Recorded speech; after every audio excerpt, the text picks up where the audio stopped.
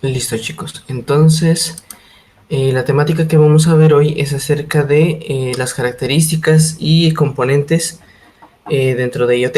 Entonces, vamos a ver una clasificación inicial, los componentes, la parte del firmware, la parte de conectividad y pues un aspecto del single board computer que pues de pronto también vamos a continuar en la siguiente clase. Entonces, bueno, empezando con la clasificación. Entonces tenemos que hay unos dispositivos gama baja y unos dispositivos gama alta.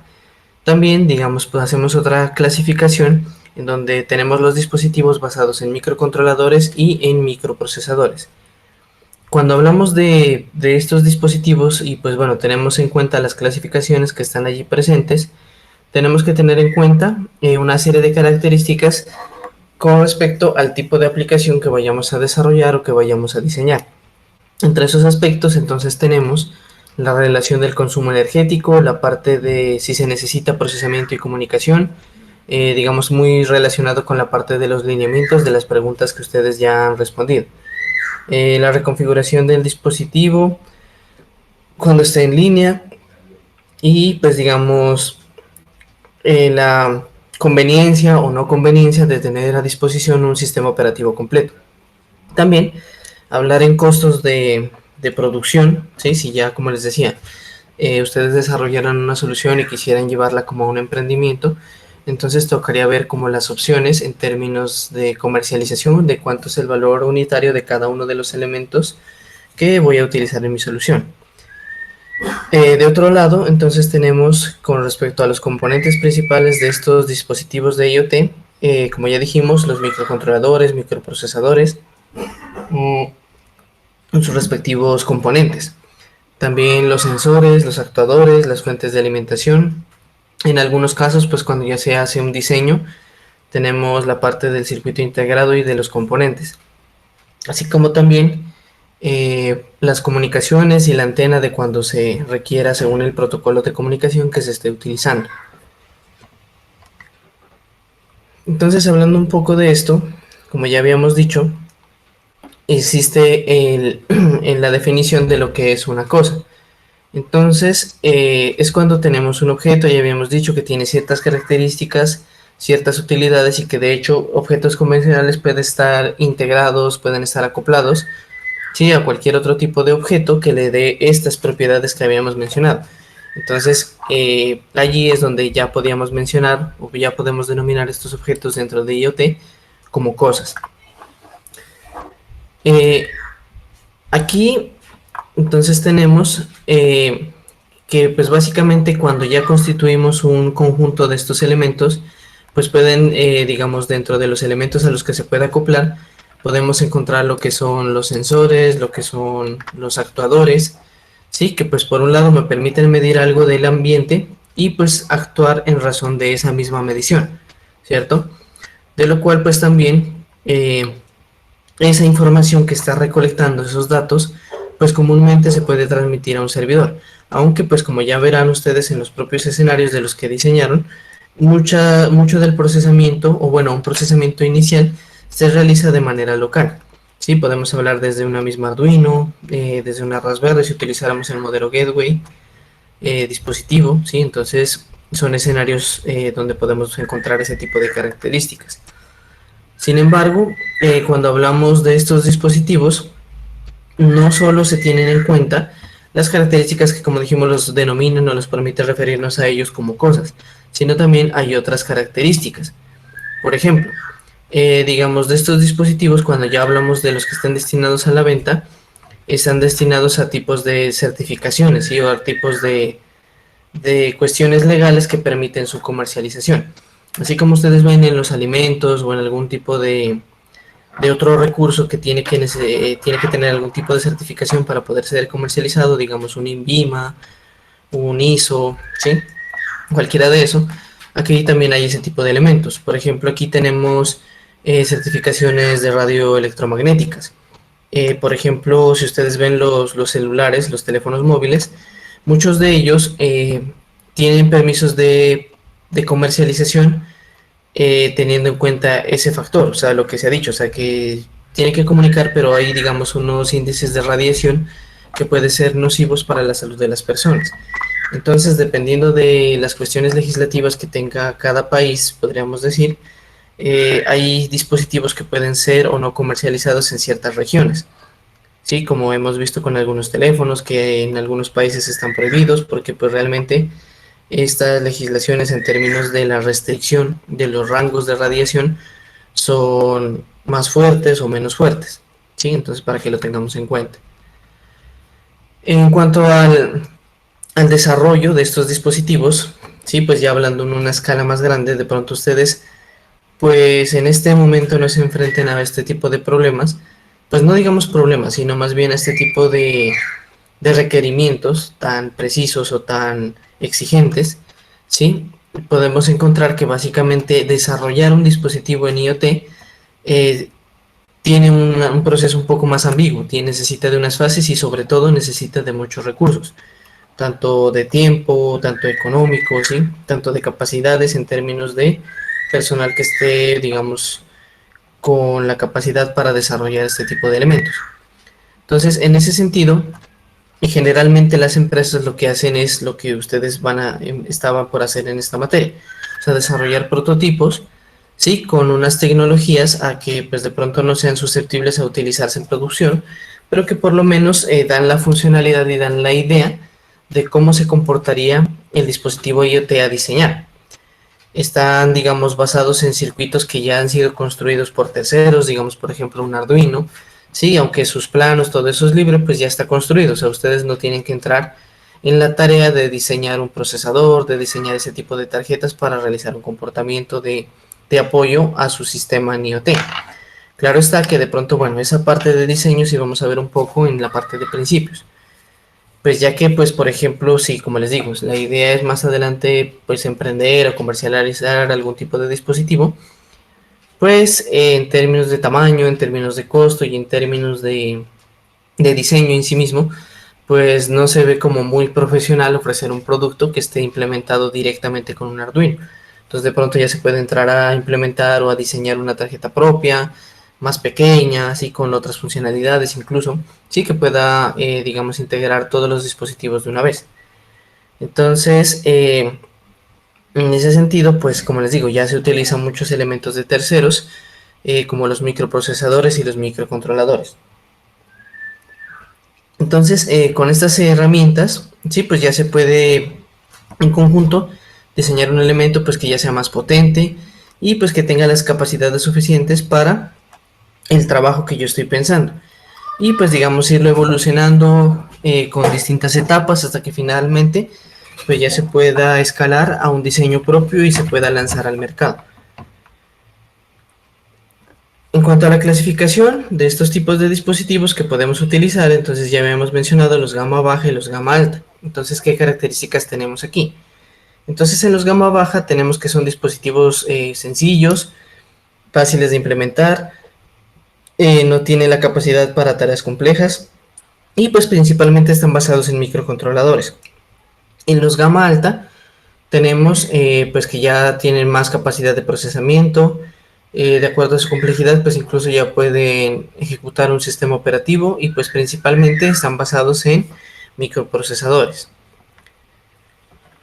Bueno, entonces, ¿cuál es la relación entre estos dos?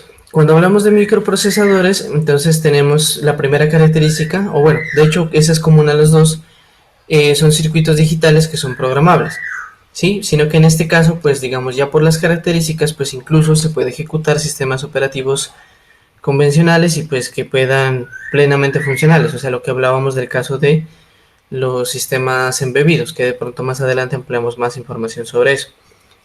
Entonces, estos dispositivos, pues ya hemos mencionado bastante, tienen una elevada capacidad de procesamiento, tienen mucha más memoria de lo que puede tener un microcontrolador, pero asimismo, por el nivel de tareas que puede ejecutar, pues en sí mismo también el consumo de energía que va a requerir, pues va a ser mucho más alto. Si hablamos de los microcontroladores, entonces tenemos que, que son dispositivos, digamos, diseñados para incorporar en un solo chip todos los elementos que ya habíamos dicho o que ya habíamos visto de la arquitectura de microcontroladores. ¿sí? Tenemos las memorias ROM, la memoria de datos, los periféricos, todas las características que ya hemos visto. Entonces, estos dispositivos pues tienen soluciones más compactas, más económicas y sencillas de aplicar en muchas situaciones. El rendimiento es más bajo, pero pues en contraprestación, entonces también el consumo energético también es más bajo todavía. Pero entonces, ya que hemos visto las características de estos dos elementos, sería ver como cuál de los dos yo puedo elegir. Entonces, en relación a eso, ¿cuáles son los factores que me pueden decir a mí con respecto a mi proyecto, cuál de los dos es más apropiado? Entonces, ¿qué es lo que tengo que ver? La parte del consumo energético. Si mi elemento está muy a la intemperie, entonces, ¿qué disponibilidad o qué capacidad tienen las baterías que puedo utilizar? Y pues, ¿cuánto consumo me garantizan esas baterías en relación al dispositivo que yo vaya a implementar? Las necesidades de procesamiento, si necesito hacer un procesamiento local o puedo enviar la información a un tercero para que haga esa parte. La necesidad de reconfiguración. Sí, o sea que si yo necesito que ese elemento pues tenga un comportamiento diferente o pueda alinearlo o incluso por la misma, digamos, disposición geográfica, podríamos decir, de los elementos que yo haya puesto, no me sea tan fácil hacer una reconfiguración, ¿sí? O pues otro tipo de elementos, digamos, que requiera la reprogramación, por ejemplo, del dispositivo. Con respecto a si necesito o no, o si está como por demás un sistema operativo, entonces tendría que tenerlo en cuenta. Como ya dijimos, en términos ya de comercialización, pues ver cuál es el costo unitario de cada elemento y cómo eso afecta el costo total de mi dispositivo. Asimismo, teniendo en cuenta como en la etapa de prototipo y pues bueno, si ya lo quiero llevar a una etapa de desarrollo final, cuáles son esos plazos de desarrollo. Sí, o sea, hasta qué punto puedo yo hacer que el dispositivo o utilizar diseños de terceros para evitar hacerlos yo, pero confiando obviamente en que vayan a hacer lo que yo requiero que hagan. En esa parte entonces, hablando un poco más a profundidad de qué opciones puedo yo encontrar entre los microprocesadores y los microcontroladores, entonces tenemos que para los microprocesadores esto está asociado con lo que es Single Board Computer. Como les digo, más adelante vamos a hablar de eso. De mayor uso, por ejemplo, en el mercado inglés, y pues entre las opciones que nosotros podemos encontrar comercialmente, entonces tenemos la Raspberry, tenemos la Intel Edison y pues entre muchas otras. Para los microcontroladores, pues vemos que es de mayor uso en el mercado europeo e incluso podríamos decir que en el mercado latinoamericano también. Y pues frente a las soluciones que se encuentran, pues tenemos los Arduinos, los MB, entre muchas otras tarjetas. En cuanto a los componentes, bueno, podemos decir que pese a las diferentes que puedan ser, digamos, las arquitecturas, como ya hemos visto, y las plataformas y los servicios que pueden ofrecer, hablando en términos de los dispositivos, se pueden encontrar ciertas similitudes. Lo que de pronto puede cambiar es las características que tenga uno u otro en relación a sus componentes internos. Entonces aquí podemos ver en el diagrama que pues en el marco general de lo que es una cosa, sí, va a tener otros subaspectos que tiene que cumplir para, digamos, garantizar su funcionamiento y garantizar un escenario propio de IoT. Entonces, en primer lugar, tenemos la seguridad. Claro que también nosotros hemos hablado de la excepción de que habrán escenarios que de pronto no requieren encriptación o que requieran protección tanto de los datos y de la información que estos dispositivos provean. Pero como ven, la seguridad enmarca aspectos como la energía, los sensores, el microcontrolador, las comunicaciones. Sí que habíamos dicho que de alguna manera la seguridad es un aspecto transversal a todo lo que son los elementos y la arquitectura de IoT. El aspecto energético también contempla todos los elementos hardware, así como el aspecto de comunicación, porque todos esos elementos en su funcionamiento representan un consumo energético. Y pues ya a nivel interno, entonces tenemos los elementos que integramos para, digamos, conformar lo que es una cosa. Entonces los sensores, los microprocesadores, el microcontrolador y las comunicaciones. De estos tres componentes que acabamos de mencionar principalmente, entonces hablando de los sensores, habíamos dicho que en muchos casos puede estos sensores venir con algún tipo de circuito que lo acondicione o que lo ajuste o que permita calibrarlo, ¿sí? Como los ejemplos que mencionábamos, un potenciómetro o algún factor electroquímico para comparación, entre otras muchas cosas. También, digamos, podemos encontrar otros elementos de circuito, ¿sí? Que lo que hacen es externizar las patas, podríamos decir a grosso modo, de los sensores para yo poderlas conectar y relacionar más fácilmente con otro tipo de dispositivos. En términos de los microcontroladores o microprocesadores, dependiendo de la elección, representan, como ya dijimos, el mayor o menor grado de consumo energético, dependiendo de las tareas que yo los ponga a hacer. Para las comunicaciones, entonces principalmente pues tendríamos ya sea la comunicación alámbrica o la comunicación inalámbrica. Entonces, relacionando también estos elementos, ¿cuáles serían o cuál debo seleccionar para cada caso? Sí, entonces esto es muy parecido a lo que nosotros ya hemos hecho en la parte de los lineamientos. Entonces sería, ¿cuál sería el precio máximo por elemento? Si estos sensores deben o no tener inteligencia, ese tema lo vamos a ampliar más adelante. Y cómo se realiza la comunicación de los datos. Sí, o sea, como ya dijimos, si tengo la disposición de hacerlo de manera alámbrica o inalámbrica, y si ya utilizo uno de estos protocolos, pues por cuál de ellos me voy a ir. Sí, dependiendo también pues del consumo energético, del alcance, del número de elementos que yo puedo conectar, ¿sí? Y pues también dependiendo de la pregunta que sigue a continuación, de la frecuencia de muestreo que yo requiera, ¿sí? Porque como ya habíamos hablado, hay protocolos que pues pueda yo recibir muchos datos, ¿sí? Pero asimismo la distancia de pronto es más pequeña o el número de dispositivos que yo puedo conectar también se puede ver limitado. ¿Sí? Entonces estos también son criterios para tener en cuenta en la selección de estos componentes.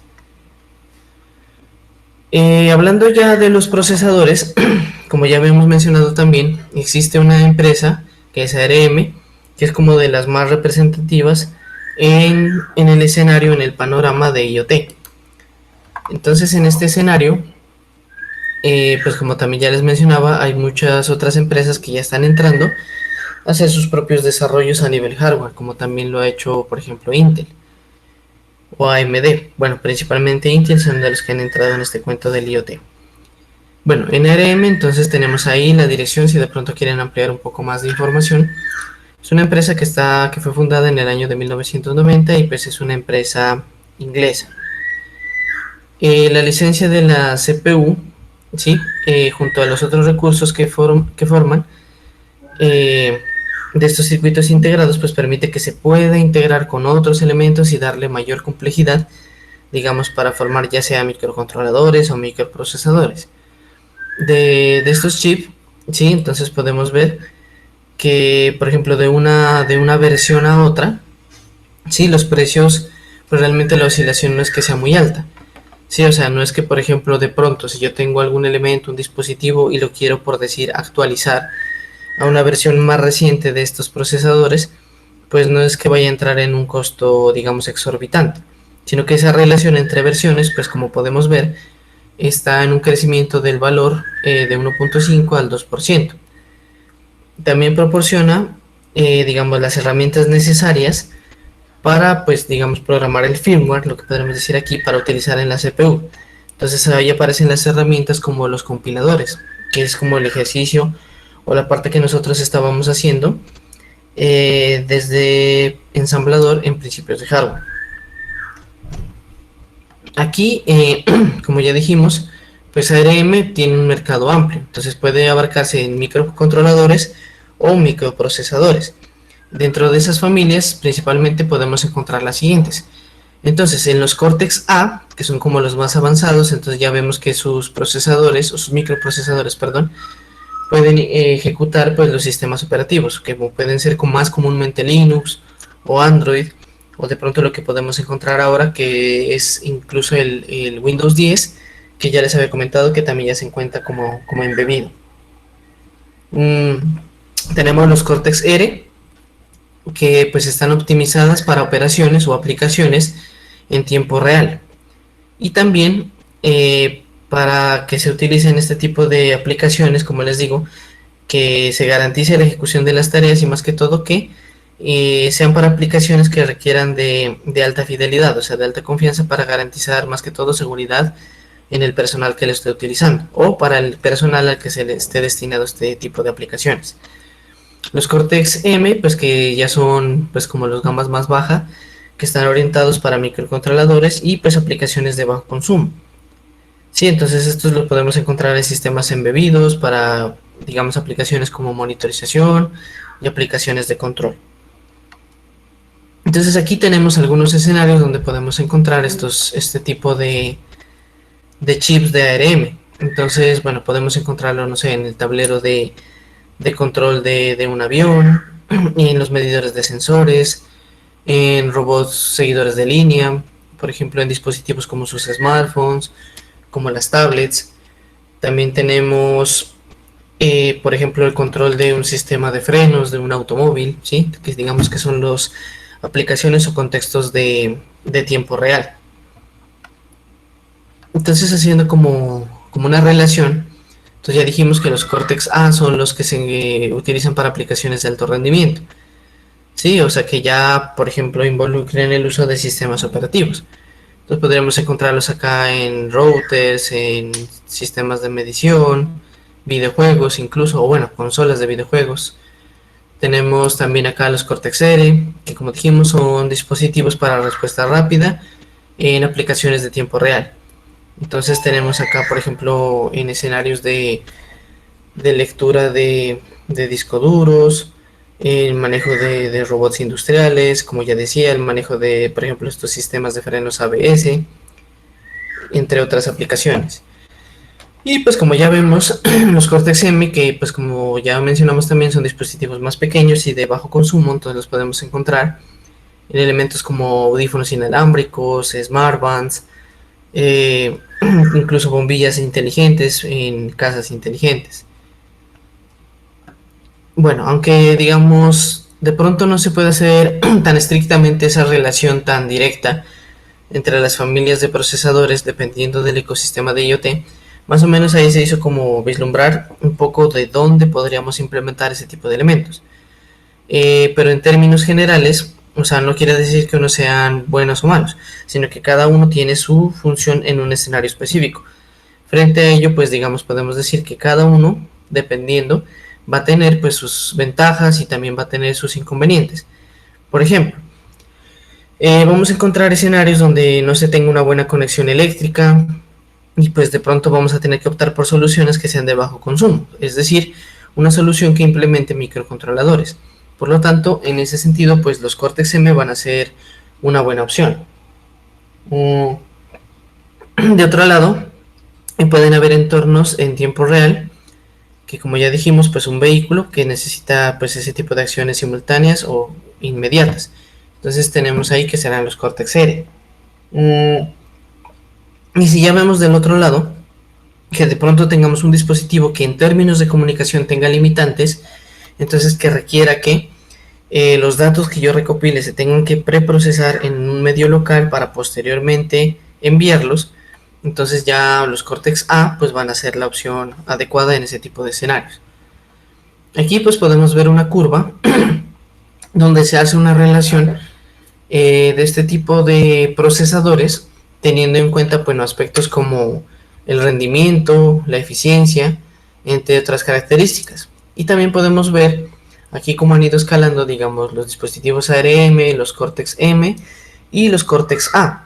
Sí, que esos son los elementos que, pues bueno, mencionamos hace un momento en las familias. Y que ya vemos, digamos, donde tienen más cabida teniendo relaciones aparte, ¿no? Las características, el rendimiento y pues también acá la parte de la eficiencia. En cuanto a los componentes, entonces también podemos decir que de manera general, los Cortex M, que son como los de menor consumo energético, son los que están basados en microcontroladores.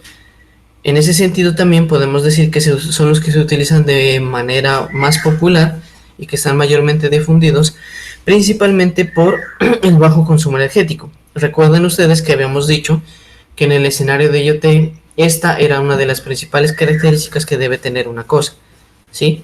Y pues si nosotros vemos esos dispositivos o la facilidad que tenemos para integrar varios de estos elementos, para, digamos, dar más complejidad a otro dispositivo. Entonces podemos ver que hay varias aplicaciones donde podemos encontrarlos. Por ejemplo, en la familia, en este Cortex M, podemos dividir en otros elementos de la misma familia. Entonces tenemos los Cortex M0, M0+, M23, que como, bueno, también resaltan por eso, por el bajo costo, el bajo consumo y por su pequeño tamaño.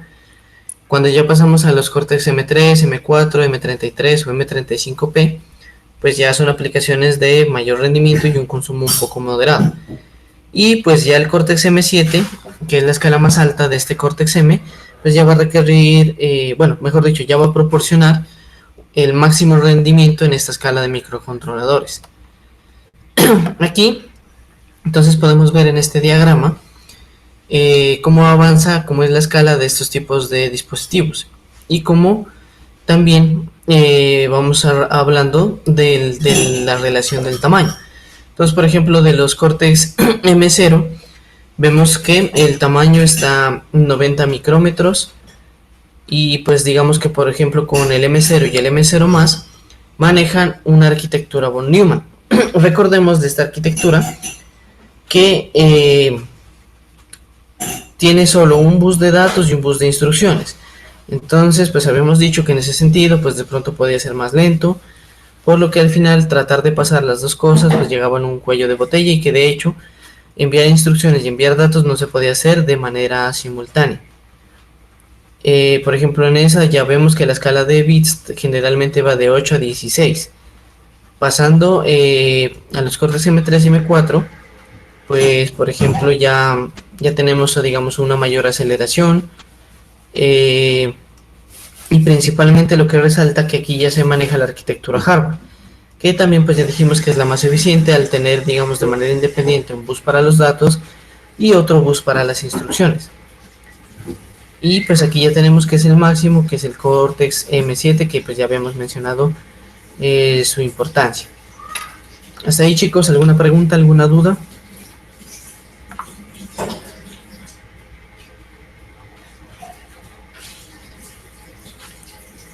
Bueno, asumo que no. Listo, chicos.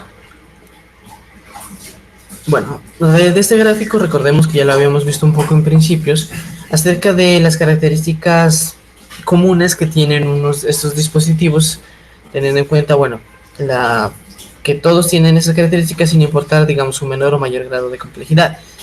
Entre las que ya habíamos visto, entonces tenemos, bueno, el núcleo, la parte de memoria, la parte de los relojes, los recursos analógicos, la parte de interfaz, la comunicación. Sí, aunque aquí pues de pronto ya aparece el elemento de la seguridad y la integridad. Sí, entonces como características fundamentales en un microcontrolador. Hablando del núcleo, podemos decir que comúnmente un dispositivo IoT está gestionado por un microcontrolador que pues básicamente es un solo circuito integrado. Entonces, ¿qué es lo que se puede hacer con este microcontrolador? Entonces, ejecutar tareas que han sido previamente programadas en él, ¿sí? Y que básicamente van a determinar las tareas que va a ejecutar el dispositivo. Pues si hablamos de los recursos que tiene este circuito integrado, pues dispone de elementos de cálculo, de memoria y pues otros medios de conexión y de comunicación con componentes externos. Con relación a otros componentes típicos que podemos encontrar, tenemos la parte de interrupciones, la parte de la interfaz de programación y depuración, que como ya vimos un poco en ensamblador, y pues también los elementos de la unidad aritmético-lógica, entre muchas otras características. Hablando de los recursos del sistema, entonces tenemos el watchdog, ¿sí? Que pues es lo que me permite hacer un reinicio forzado cuando de pronto se alcance una condición crítica que pueda terminar bloqueando todo el sistema. Entonces yo lo puedo resetear para que reinicie este tipo de dispositivos. Por ejemplo, ustedes pueden encontrar este tipo de elementos pues ya incluso en un término físico a través de un botón, ¿sí? El típico botón de reset, o en dispositivos, como ya dijimos, más pequeños.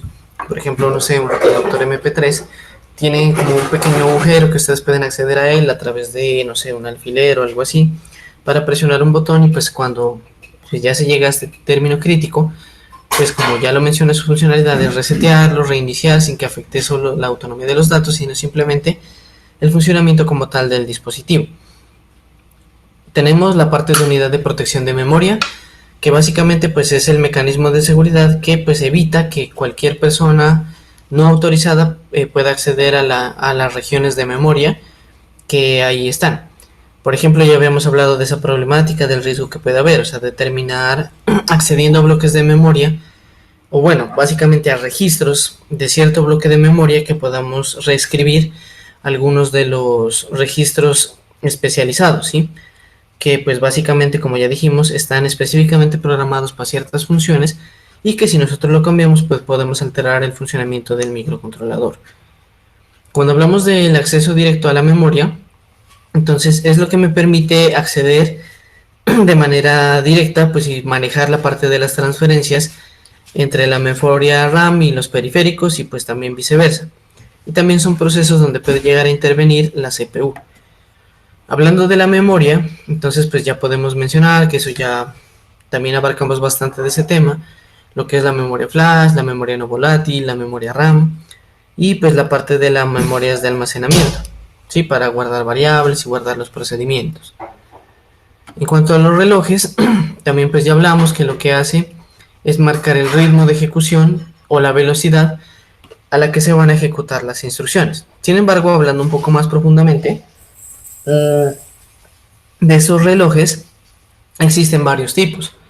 Entonces tenemos los PLL y los FLL, que son recursos de reloj que pues digamos trabajan a partir de otra frecuencia de reloj utilizándolo como referencia.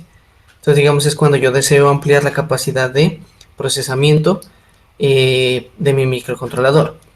Los osciladores, pues que ya habíamos hablado que pues principalmente, o bueno, en algunos casos, son elementos externos que son cristales de cuarzo, que ya lo habíamos visto incluso en la Arduino, y pues que básicamente permiten ampliar el rango de velocidad, así como también ofrecer una frecuencia, un tiempo de ejecución pues más estable. Hablando de las referencias internas, entonces son frecuencias que pues como ya su nombre lo indica se generan internamente sin necesidad de conectar a un oscilador o un cristal externo. En cuanto a la seguridad y a la integridad, entonces permiten garantizar que estos datos se transmitan o se reciban digamos, estos datos se puedan encriptar y se puedan desencriptar, ¿sí? Ya sea en la fuente, como dijimos, para transmitir los datos, o sea, desde el origen, para poderlos recibir y pues enviar encriptando o desencriptando, las dos tareas. Hablando de estos tipos de estrategias o elementos que existen para hacer esta labor de la seguridad, existe lo que es el CRC o lo que es lo mismo el código de redundancia cíclica. Entonces, ¿qué es lo que hace? Envía, transmite un dato, ¿sí? Y vuelve y lo reenvía para compararlo con el dato que se había enviado previamente, ¿sí? A fin de identificar si se presenta algún error, pues al menos hasta llegar a destino. Tenemos el otro que es la unidad de aceleración criptográfica. Entonces, ¿qué es lo que hace? Acelera los algoritmos de encriptación y desencriptación necesarios para la parte de las comunicaciones. Y la otra, pues, es la generación de números aleatorios. Entonces, este dispositivo, como ya su nombre lo indica, genera números aleatorios que se pueden utilizar para establecer comunicaciones seguras. Hablando pues también que pues ya todo elemento de este tipo tiene unos recursos analógicos, explicando la razón de que todos los datos que se obtienen del medio pues son de tipo analógico. ¿Sí? Todo lo que recibimos a través de los sentidos. Entonces, pues básicamente es la conversión de esa señal analógica a un tipo de señal discreta o tipo de señal digital. Entonces inicialmente pues tenemos el que ya hemos hablado bastante también, el convertidor análogo digital o ADC, ¿sí? Que pues ya su nombre lo indica, conviertes una señal analógica a un valor aproximado digital. El comparador de analógicos es lo que me permite, digamos, a través de una comparación de un valor de voltaje, ¿sí? De referencia, la señal que yo estoy recibiendo. Entonces compararla si está por encima o por debajo para, digamos, determinar su valor. Y pues así como tenemos un convertidor análogo digital, pues también vamos a tener un convertidor digital análogo. ¿sí? Que genera pues una tensión analógica en función del valor digital que se le esté suministrando. De eso ya habíamos hablado pues en la parte de TTL, el aspecto de que por ejemplo asociamos un cero lógico a un 0 voltios o asociamos a un 1 lógico un valor de 5 voltios. Obviamente pues teniendo en cuenta los rangos y las condiciones que ya habíamos tenido, teniendo en cuenta las condiciones de ruido, de interferencia que pueda tener el canal de transmisión. Incluso pues también teniendo la referencia, pues si utilizamos CMOS, pues ya decimos que en CMOS el 1 lógico por ejemplo ya no es 5 sino 3.3 voltios. Hablando de los temporizadores, entonces también ya hemos mencionado un poco de ellos. Entonces son dispositivos internos que permiten pues medir tiempo y generar los eventos en función de ese tiempo que ha transcurrido. De esos temporizadores se pueden distinguir, por ejemplo, los flex timers, programmable delay block, los PID, los timers de bajo consumo, los timers de tiempo real, entre muchos otros. Y pues la parte de interfaz exterior, pues básicamente hace relación a las entradas y salidas de propósito general. Para las comunicaciones, entonces, por ejemplo, tenemos aquí algunos protocolos que de pronto no son muy familiares, pero pues vale la pena mencionarlos. Entonces tenemos I2C, que de pronto en la parte de diseño sí son bastante conocidos, que pues básicamente su característica es que maneja dos señales. Una que se llama SDA para los datos y otra que es SCL para el reloj. Entonces, a través de estas señales, pues se pueden conectar con periféricos externos de manera bidireccional. ¿Sí? Entonces, esta característica es, digamos, que ese reloj sincroniza los datos y permite que haya un control de errores. Como les digo, es de amplia difusión y ampliamente utilizado para el control de distintos sensores. Hablando del UART, es un puerto simple que pues también tiene dos puertos, o bueno, dos señales, una de transmisión y otra de recepción, sí, que permite pues esa comunicación o ese envío de señales de un extremo a otro. Sí, de pronto esa parte la hemos visto en el Arduino, pero a ver si podemos hacer, dependiendo de cómo avance la situación, hacer alguna práctica con ese elemento. Tenemos el SPI, que es una interfaz que puede llegar a constar de 3 o 4 señales de conexión. Entonces, entre un maestro, que generalmente es el microcontrolador, y pues lo que se denomina en este escenario los esclavos, que normalmente son los periféricos. Tenemos el puerto CAN, ¿sí? Que permite la conexión entre dispositivos sin la necesidad de un dispositivo maestro, ¿sí? Que pues digamos que sincronice o maneje la parte de acceso a la memoria. Tenemos la que es Ethernet, que de pronto ya es conocido, que es el tipo de conexión alámbrica hacia internet. Tenemos I2S, que pues básicamente es para transmitir señales de audio. USB, que es algo que ustedes ya conocen. Entonces permite la conexión de un microcontrolador como un dispositivo pues a un host. Y pues digamos que permite que el microcontrolador se conecte con otros dispositivos USB que pueden ser relativamente sencillos. Hablando de estas características, entonces, pues ya tenemos los procesadores, la placa del circuito integrado, la parte de comunicaciones, la energía, los sensores actuadores y la antena. O sea, esto es lo que haría como tal un dispositivo en IoT, los elementos que contempla.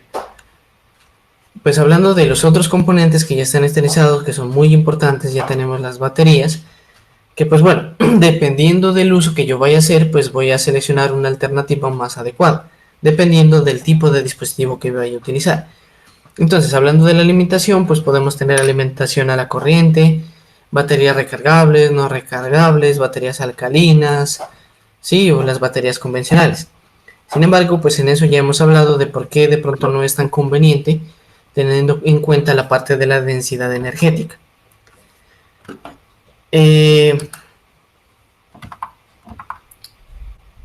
Perdón, aquí me he estado preguntando algo. Señales de transmisión y de recepción.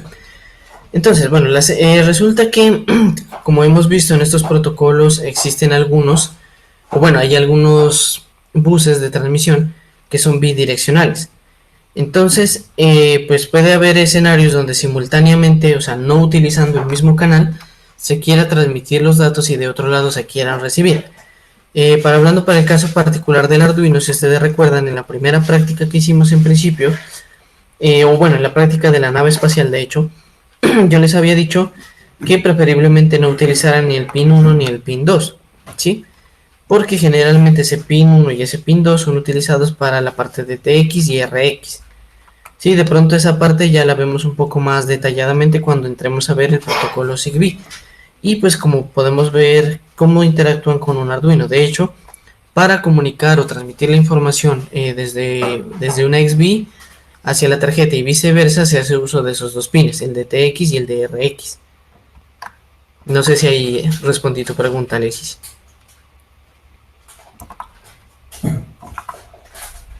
Ah, listo. Bueno. Listo. Entonces les decía de las baterías. Pues comúnmente los dispositivos están... la tensión o el voltaje que manejan son de 3.3 voltios. Por ejemplo, es el caso del XBee. Pero, por ejemplo, encontraremos otros dispositivos un poco más complejos. Por ejemplo, el Arduino, que maneja 5 voltios.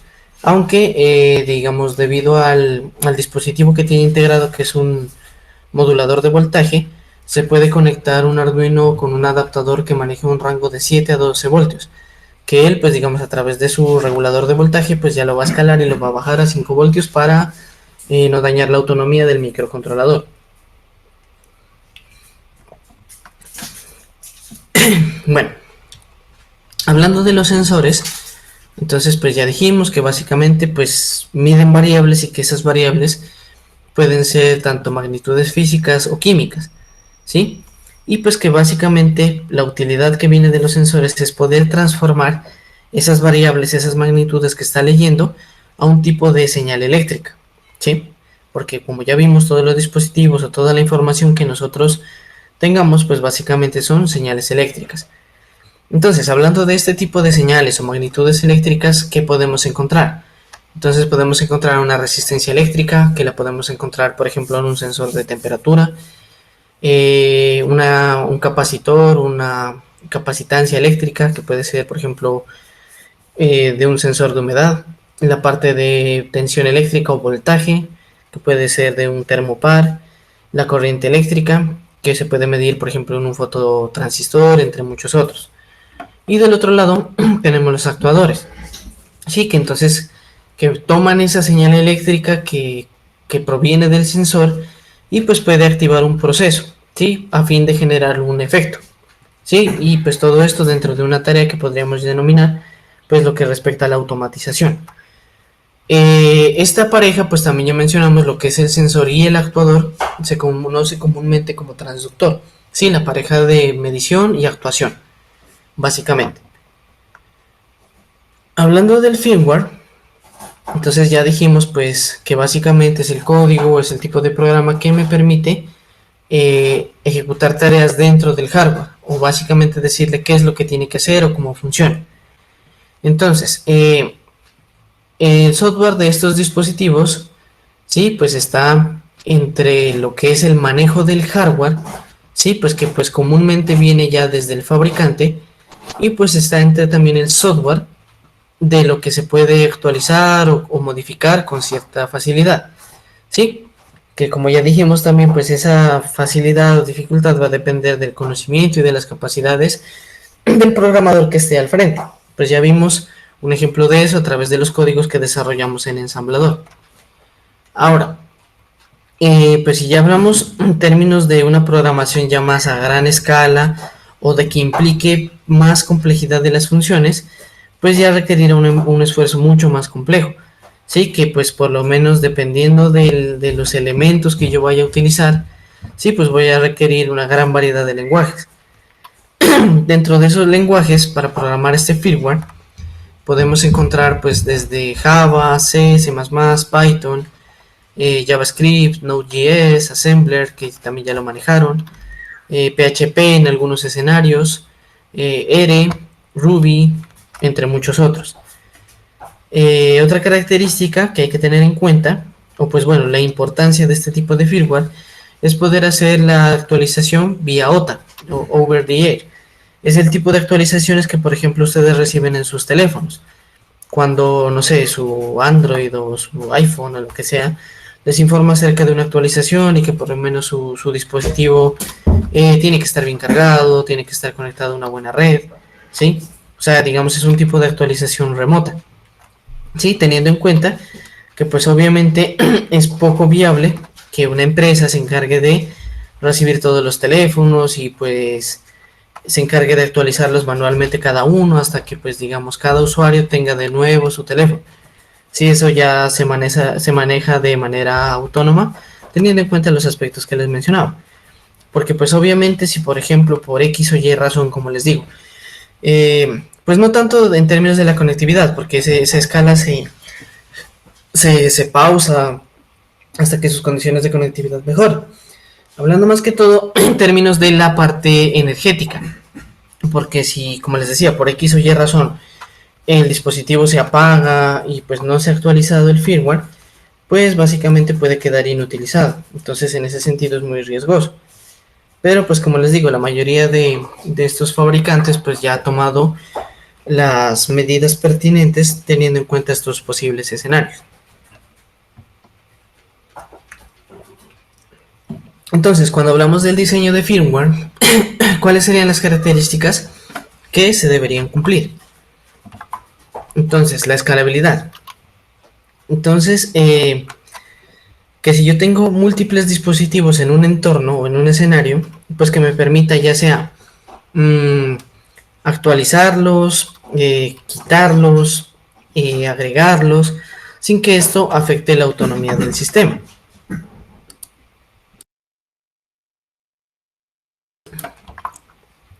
También tenemos la parte de la concurrencia.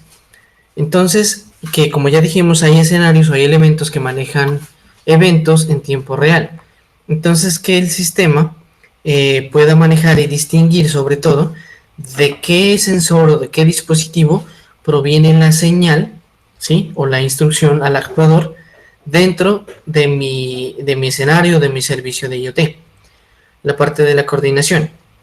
Entonces, una parte a tener en cuenta es que haya un soporte de este lenguaje o de estos lenguajes, ¿sí? Que pues digamos, como podemos ver, incluso digamos a manera de analogía, podremos mencionar lo que sería una página web.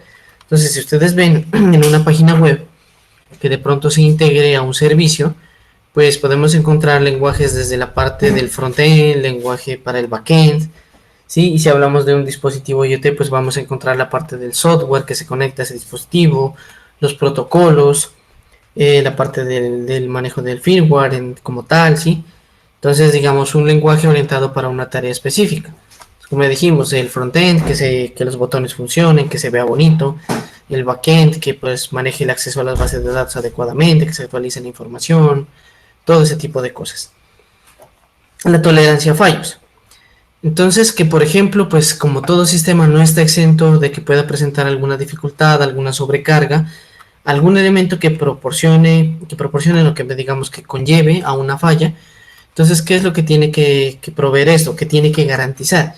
Que cuando se presenten estos fallos se pueda recuperar, ¿sí? O sea, que no se quede estancado, ¿sí? Tal como mencionábamos en los elementos del watchdog, que por ejemplo, sea a través de un dispositivo, de un botón físico, por ejemplo, que yo pueda presionar y reiniciar, ¿sí? Para que el funcionamiento se pueda retomar, ¿sí? Y pues digamos que en sí mismo también pueda subsanar los problemas que puedan ocurrir durante la ejecución. Entonces, que se meta un mal dato, que haya un fallo en la red, cualquier otro tipo de inconveniente. La parte de la huella ligera. Entonces, que por ejemplo, si yo tengo que realizar una modificación o digamos corregir un error, sí, que ese tiempo de ejecución o esa tarea adicional que de pronto yo quiera implementar, pues que no requiera mucho esfuerzo y que por ejemplo, y por lo menos que no genere demasiado trauma en las actividades del funcionamiento convencional del sistema. Ahora, soporte por la latencia y sensibilidad. Entonces, como decía, pues muchos escenarios van a tener aplicaciones que estén distribuidas geográficamente y que de pronto puede ser que no sean tan de fácil acceso. Entonces,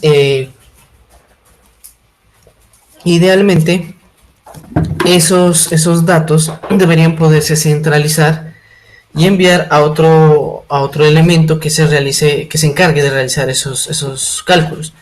O pues dependiendo de la característica del dispositivo, que que les digo, esos datos o esas funciones de cálculo se puedan tercerizar a la nube, ¿sí? Para que se balancee la carga de funcionamiento, de consumo energético y pues de pronto de problemas y digamos relacionando la parte de la tolerancia a fallos. Hablando de la conectividad entonces, como de pronto no sé si ya lo han notado, entonces además de la seguridad, otro aspecto que es transversal es la comunicación. Entonces, si ustedes han podido ver, la comunicación no solo se realiza entre dispositivos, sino también incluso entre redes de comunicación.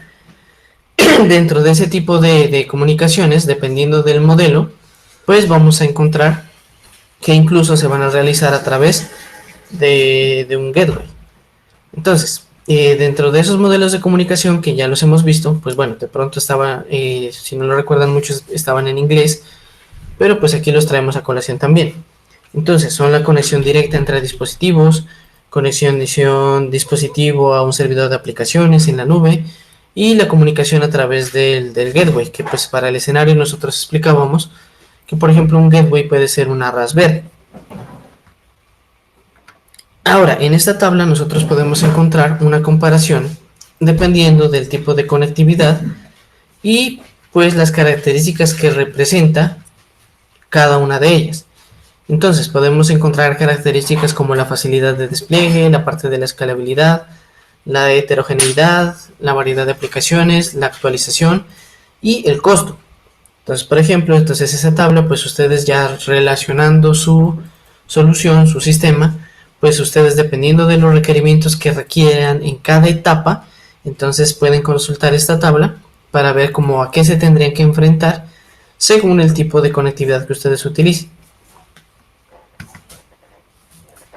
Bueno, entonces frente a esto pues existen muchos modelos y así también muchas tecnologías. Hablando en primera escala, entonces podemos decir que hay un tipo de redes públicas y tipos de redes privadas. En cuanto a las redes públicas, pues quiere decir que son ofrecidas por algún operador de red o telecomunicaciones. Entonces tenemos las 2G, 3G, 4G, LTE, Sigfox, entre muchos otros. Ahora sí, hablando de las redes privadas, son las que se instalan directamente por un usuario o una empresa. Entonces tenemos, por ejemplo, Wi-Fi, LoRaWAN, Bluetooth, el protocolo, digamos, 802.15.4 del que hace parte Zigbee, por ejemplo.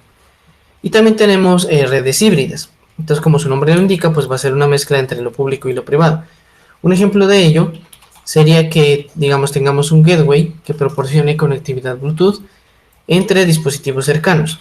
Y pues luego, esa información se conecte a través de una red 3G. Hablando también ya de la parte de las tecnologías, entonces tenemos algunas que son de tipo fijo, como la ADSL o la fibra óptica. Tenemos la parte móvil, que sería 2G, 3G, LTE. Tenemos las redes de área amplia, pero de bajo consumo. ¿Sí? Entonces tenemos LTE, tenemos Sigfox, tenemos LoRaWAN, entre otras. Tenemos también la comunicación satelital o cualquier otro tipo de comunicación de área amplia. También las redes inalámbricas de corto o medio alcance que podemos encontrar, por ejemplo, Wi-Fi, Bluetooth, Zigbee, entre muchas otras. Hablando aquí entonces de la parte del Single Board Computer, sí, entonces vemos que estas placas, este diseño que ya existe, por ejemplo, en elementos como la Raspberry, la Intel Edison, la BeagleBone, por ejemplo, sí, pues ya, digamos, por sus características tienen muchísimas prestaciones. Claro que pues si los comparamos con un computador convencional, pues no van a tener las mismas capacidades. Sí, pero por ejemplo si lo comparamos con equipos de hace 4 u 8 años, pues muchos de estos dispositivos embebidos pues ya superan por mucho esas capacidades. Entonces, ¿por qué se utilizan en estos escenarios las SBC? Entonces, primero por el costo. Entonces, realmente pues está muy por debajo de lo que puede costar un ordenador. De hecho, la Raspberry fue pensada en principio como un computador de bajo costo. Y pues si ustedes, bueno, de pronto más adelante lo vemos, simplemente es conectar periféricos y ya tienen un computador. Ahora, en la parte de consumo energético, pues obviamente también el consumo va a ser mucho menor de un computador, aunque también va a presentar las prestaciones que tiene el mismo, obviamente pues más escaladas. Con respecto al tamaño, pues básicamente es una placa, entonces donde se montan todos los componentes necesarios, entre los que están, bueno, el procesador, la RAM, memoria de almacenamiento, pues que comúnmente es una tarjeta micro SD. La parte de, de las entradas y salidas. Dependiendo de todas estas prestaciones, pues hay algunos que ya han alcanzado una miniaturización tal que pues estos dispositivos pues ya alcanzan en la palma de la mano. Hablando de la conectividad, pues bueno, dependiendo de la versión o del tipo de dispositivo, pues van a tener conectividad Wi-Fi, Ethernet o Bluetooth. Sí, incluso pues ya tienen también pines de entrada y salida de propósito general, que eso pues también ya lo veremos un poco más a profundidad en la Raspberry, y pues a través de los cuales se puede conectar los sensores y los actuadores para pues digamos realizar la función. Sí, como sea pues también incluso alimentar otros dispositivos desde la misma placa. Hablando de los sistemas operativos, pues se puede comúnmente encontrar que se pueden montar distribuciones de Linux, el Windows que ya les mencionaba, que pues el Windows 10 IoT Core, y pues también hay algunas tarjetas que se pueden montar Android. Entonces miren, aquí tenemos algunos ejemplos. Aquí pues tenemos la Raspberry, como ya les decía, pues basta con conectar algunos periféricos y ya tenemos un computador. De pronto entonces de esta pues ya hablaremos un capítulo completo acerca de la Raspberry. Tenemos aquí otro que es la Orange Pi. ¿Sí? Como ven aquí podemos ver caracterizados los elementos que tiene. Entonces tenemos, bueno, por ejemplo, dos canales USB 2.0, una memoria RAM de 512, una memoria flash o acceso a memoria flash de 8 GB, una antena Wi-Fi, una interfaz para conectar una cámara, bueno, entre muchos otros elementos. O en la parte superior también podemos ver los pines, ¿sí? Para conexión, que pues esta tarjeta incluye 40. Y pues como les decía, dependiendo del dispositivo, por ejemplo este ya maneja una alimentación de 5 voltios con 2 amperios de corriente directa. Tenemos la Intel Galileo, que también es más compleja, tiene muchos más microprocesadores, o sea que amplía mucho más sus capacidades. Tenemos, bueno, tenemos esas, de hecho las otras las vamos a ampliar en la siguiente clase. Hasta ahí chicos, ¿alguna pregunta, alguna duda?